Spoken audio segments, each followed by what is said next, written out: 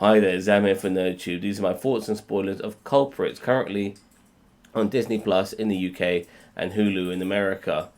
So, we have had many bungled heist movies in the past, going all the way back to the Italian Job.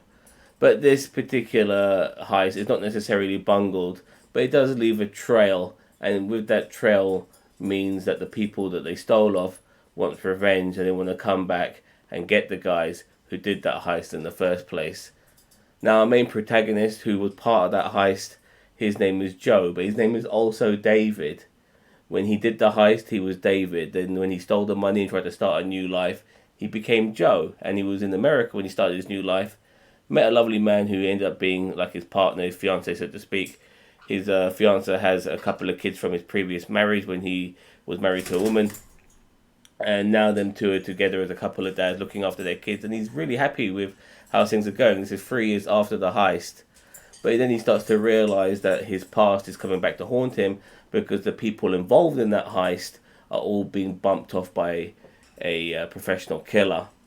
So he goes back to London to try and find out what is going on. He meets up with some of the members of the heist who are still alive to try to put a resolve to this.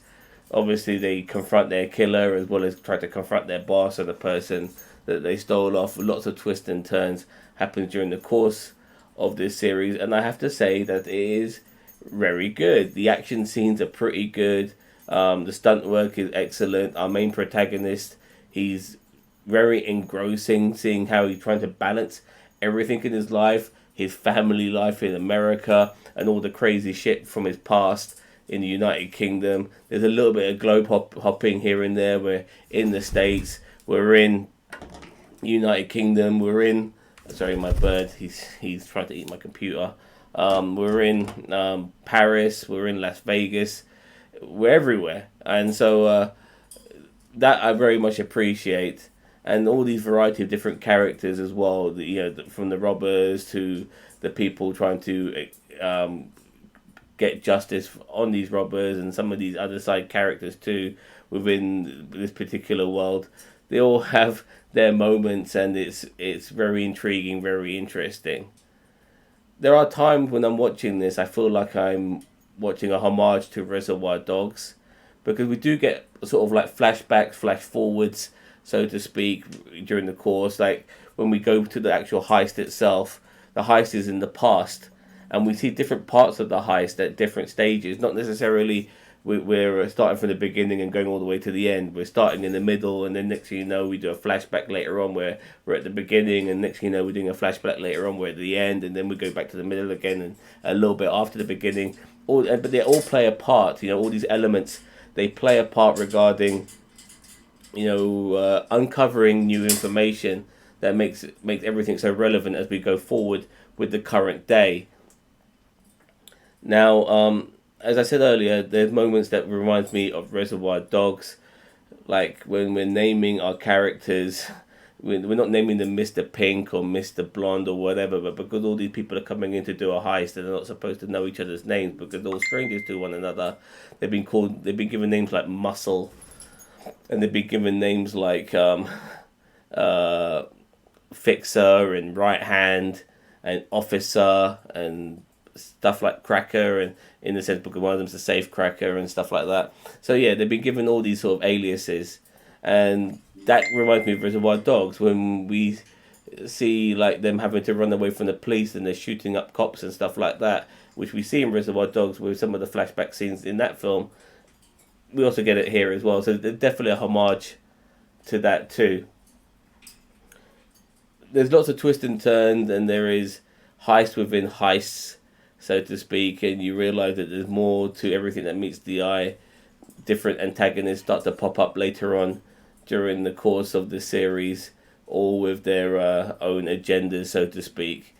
And our man who's in the middle of all of this, David, also known as Joe, also known as Muscle, is trying to put an end to this, so his family is no longer in danger. He's no longer in danger, and all the money that he's accumulated from that heist he could spend, so he hopes. This is a very good show. I thoroughly recommend it. If you're one of those people who gets upset because like a lot of the bad guys are white guys. Our protagonists are black. Most of the people here, our main characters are not white men. So if you're upset by stuff like that, you're upset by our hero being a gay guy. If those sort of things bother you, then fuck off. Pretty much, please just fuck off, because this is not going to be your type of show. This is something where these unimportant issues become an issue for you because you're a fucking dickhead. But if those sort of things don't bother you and you just want a good story with good twists and turns and intriguing moments and stuff like that, then yeah, this is going to be very, very enjoyable. I liked it. I binged the entire series in 2 days. Watched 4 episodes yesterday, and I watched 4 episodes today. I highly recommend this show if you're into sort of these heist and these sort of like action dramas with twists and turns and all of that. It's very good. Our main actor Nathan Stewart Jarrett, who plays Joe David, yeah, he's excellent, absolutely excellent in this. We have some more recognizable actors as well who's in this, like Gemma Arterton, who's been in many things. She's not like necessarily as pronounced as she once was, but yeah, she's still a recognizable face. And then you got people like Eddie Izzard, who's in this as well, and a couple of recognizable looking faces. There's one guy who I thought was Paul Bettany at one particular point, but he wasn't. He was Ned Dehaney, who's maybe not necessarily the most recognizable name, but definitely a recognizable face once you see him. Anyway, regardless, it's been a good ride, this particular series, and I'm gonna give it a 8 out of 10. It was a lot better than I thought it would be. When I first started watching this, I was thinking to myself, well, this could be a bit of a grind, but yeah, I was getting into it. It was really good. It was surprisingly good. Anyway, let me know what you think. Don't forget to like, share, subscribe to NerdTube, the greatest YouTube channel of all time, and let me know what you think of Culprits. Currently, as I said earlier, on Disney Plus in the UK and Hulu in America. Take care now. Bye bye.